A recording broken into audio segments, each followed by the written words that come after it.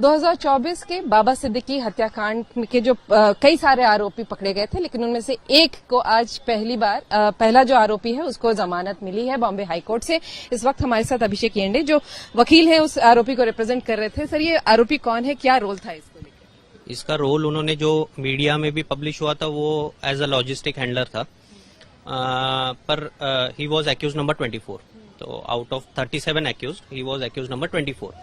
बाद में आर्ग्यूमेंट्स के वक्त इसका जो रोल एस्टेब्लिश हुआ था वो कॉल रिकॉर्ड से हुआ था विद वन ऑफ द को एक्यूज्ड। इनका मेन एलिगेशन अदर देन जो कॉल रिकॉर्ड्स थे उसके अलावा इनके पास ऐसा कोई पुख्ता एविडेंस नहीं था कि जिससे ये प्रूफ कर सके कि मैं उसमें इन्वॉल्व था। हाँ, कई हद तक इन्होंने ये इतना प्रूव कर सकते थे कि मेरा कांटेक्ट था, पर मैं ये क्राइम में इन्वॉल्व था ये कहीं से प्रूव नहीं हो रहा था। तो अदालत में आप लोगों ने क्या जिरह की थी? सरकारी पक्ष की तरफ से क्या जिरह हुई थी? हमारे तरफ से यही था कि जो एविडेंस है पूरे चार्जशीट में जो 10,000 से ज्यादा पेजेस की है उसमें इतना ही था कि हमारे कॉल रिकॉर्ड्स थे with one of the accused. उसके अलावा हमारे अगेंस्ट ऐसा कुछ नहीं था।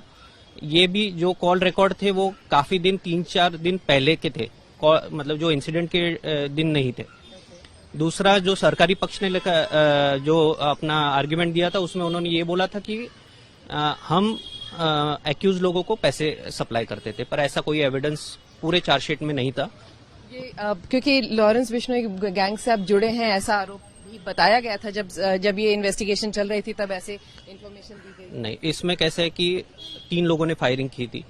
इन्होंने रेकी भी अलग दूसरे कोई एक्यूज ने की थी। 2 जगह पे टेस्ट फायरिंग हुए थे, एक करजत साइड में हुआ था, एक पूना साइड में हुआ था। तो मेरा जो आरोपी है, मेरा जो एप्लीकेंट था ये केस में, ये पंजाब का रहने वाला है, तो इसका इसमें कोई हाथ नहीं था। और ये मद्देनजर रखते हुए ही हाईकोर्ट ने बोला कि इसका रोल क्या है। बार बार हाईकोर्ट वही क्वेश्चन पूछ रही थी सरकारी वकील को कि इसका रोल क्या है। Apart from the call recordings there was no other evidence.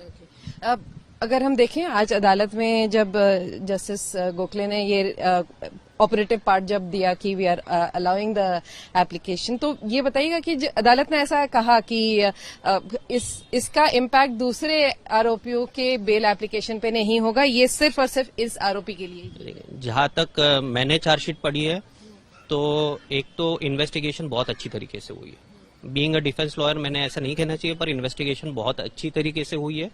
जो बाकी के एक्यूज्ड है उन्होंने कहीं ना कहीं लिंक लगाए हैं, व्हाट्सएप से हो या फिर कॉल रिकॉर्ड से हो या फिर एक्चुअल ट्रांजैक्शन हो या सप्लाई ऑफ आर्म्स हो एक्सेट्रा। सिर्फ यही आरोपी था जिसका वो लिंक नहीं लगा पाए और उसके वजह से इसे बेल मिली।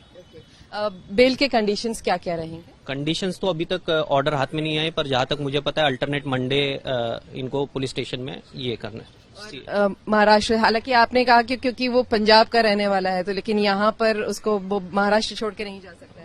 महाराष्ट्र से ज्यादा मेरे हिसाब से इंडिया का बोला है, जहां तक मुझे सुनाई दिया। पासपोर्ट सबमिट करने बोला, लेकिन महाराष्ट्र से नहीं बाहर जा सकते ऐसा भी बोला। शायद वो एक बार ऑर्डर आने के बाद में तो ये थे अभिषेक येंडे, बता रहे थे कि इस पूरे मामले में जो बाबा सिद्दीकी हत्याकांड जो है उसमें पहला जो आरोपी है उसको अब जाके बेल मिल गई है। अब दूसरे आरोपियों की भी अब इसमें जाहिर सी बात है उम्मीद जग जाती है। और कितने कुछ एप्लीकेशन से कुछ आइडिया? मेरे हिसाब से और 2 से 3 पेंडिंग तो है हाईकोर्ट में।